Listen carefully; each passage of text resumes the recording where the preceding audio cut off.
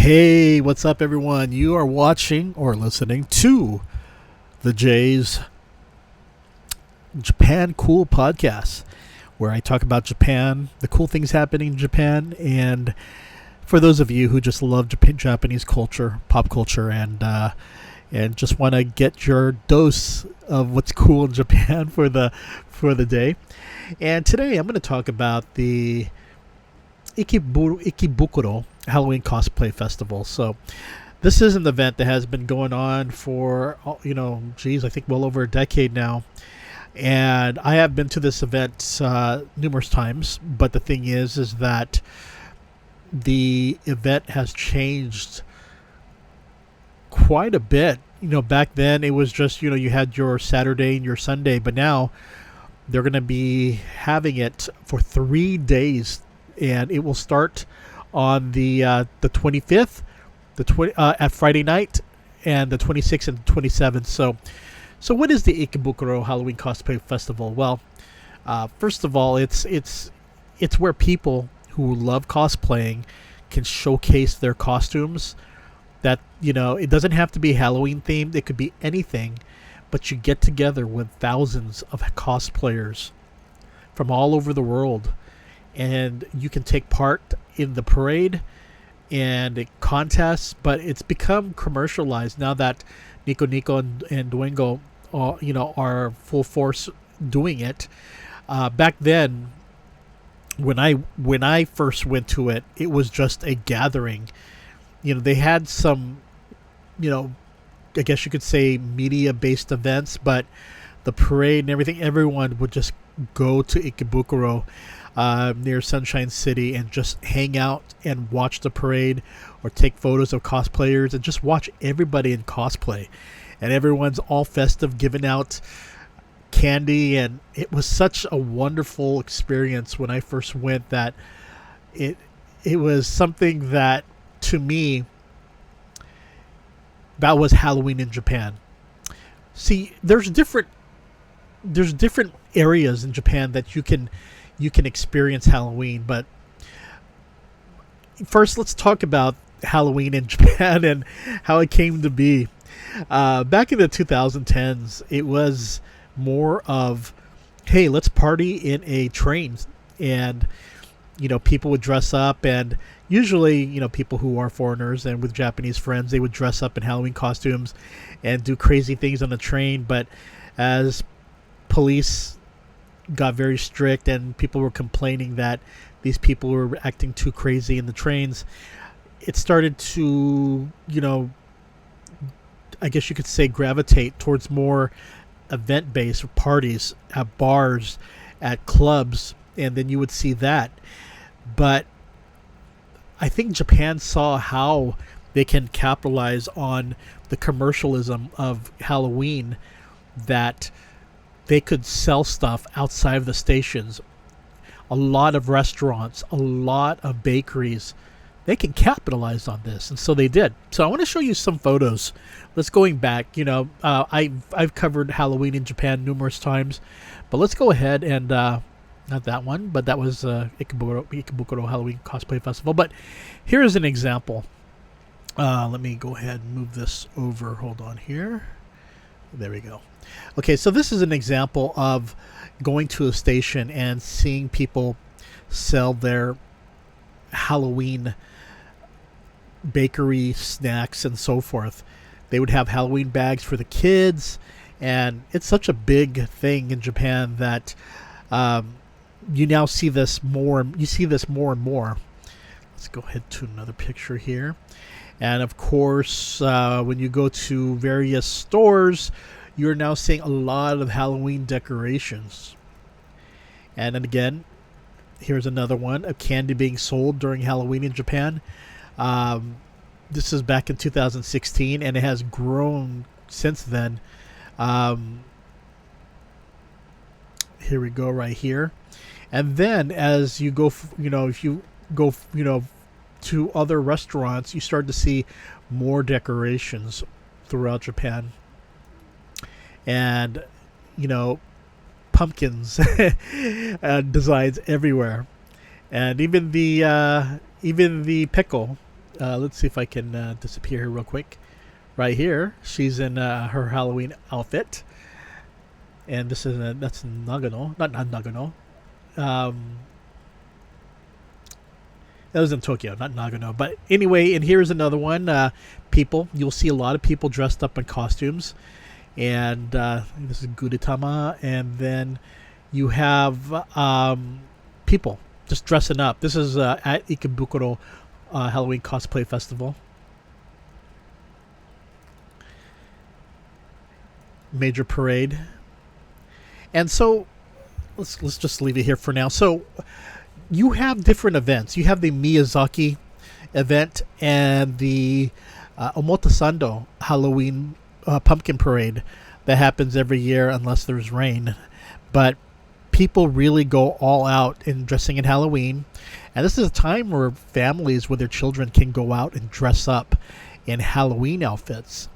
And I think it's grown so big that you see so many blocks of people dressing up. But for Omotesando in Tokyo, it's probably a safer bet, because all the stores in that I guess you could say that one street area, they give out candy to the kids, and it's actually pretty cool. The parade is very cool, but it gets very crowded. All these Halloween events are very crowded, but there is one, of course, that gets a lot of attention, and that's Shibuya. People going to Shibuya, partying, and they don't dress up. People, well, you could say that 25% of the people dress up in Halloween costumes, but the other 75% that go are just there to check out what's going on. I want to experience Halloween in Japan. And this is kind of almost like the extension of what happened in the 2000s with the trains, people partying in the trains and police getting upset. Well, it's happening now where the police are getting upset, and they're trying to ban Halloween gatherings in Shibuya, because I think around 2019 or so, there were people causing trouble. Like they were overturning cars and jumping on top of them. It's just like something you would see in a riot, and it's crazy. But here's another thing right here. I'm going to show you a photo. Not a photo, but a video. And this is from Rambalak, okay? And you could just see here. Let me go ahead and play his video, and you can see how crowded it is. Okay, people cannot move. It's just going swinging back and forth. Hold on here.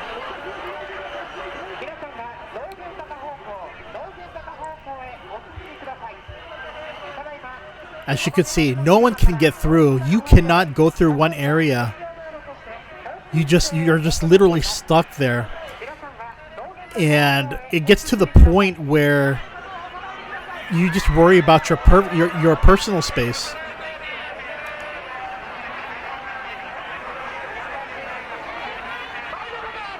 So this is how it was in Shibuya. A lot of people have gone there, including myself, because you hear about it. But of course, you heard what happened in South Korea when Halloween gatherers got caught in a entertainment district, and they all got stuck. People were forcing themselves trying to get in, to the point that bodies were pretty much like there was no personal space. You were literally getting crushed, and unfortunately a lot of people lost their lives as they were crushed to death.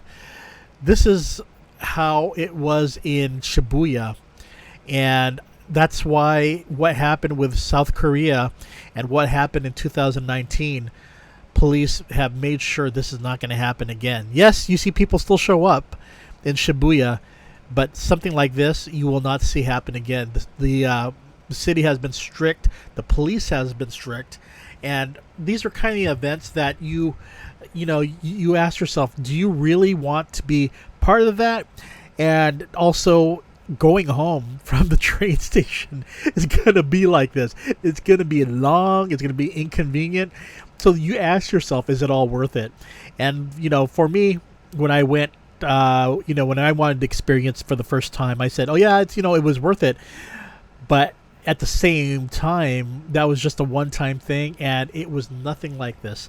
I actually was at this event. No, I was not at this event. I was the one at the year before, and I could see it starting to get worse.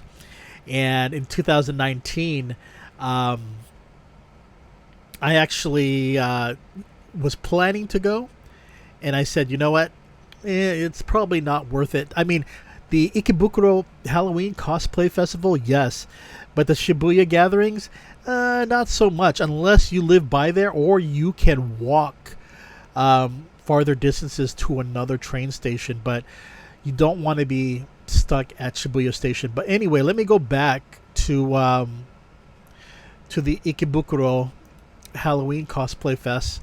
And this is the event that I think that a lot of people have started to attend, because it's just such a magnificent and well organized event that people are also very respectful, and they know that kids are going to be there. They know that families are going to be there watching, and they really make it out to be a family event.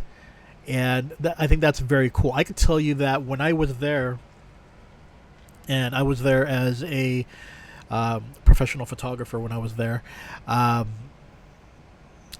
the cosplayers were really taking care of me when I went out there. They would come and they would, they knew that I was taking photos, busy, and they would bring me drinks and even candy and stuff like that, because they were concerned, and I thought that was very cool. I usually, I take a lot of photos of Japanese celebrities and concerts, and this was an event that I thought that, wow, my goodness, this is very this is surreal. This is very cool. And since then, it has grown so much. Now that Nico Dwango is involved, and it's just a really well thought of event. It's just grown so much, and now you can buy tickets for certain parts of the event, but it's still a general to the public event where you just go right near Sunshine City. I don't know if things are a little bit more enforced by police now, because when I went, there were a lot of police there, and they were making sure people can get through, but not to the part that it was getting crowded. And also, when the event was ended, police were really quick. Okay, guys, leave. Getting everybody to leave, and they were really strict about that. But for the most part, this event is just, if there was a cosplay event that people internationally would want to attend, it would be this event right here. So definitely check it out, ikebukurocosplay.jp. Visit the website, and I definitely recommend it. So, okay, everyone, you all take care, and I will see you later. Bye-bye. Wink, wink.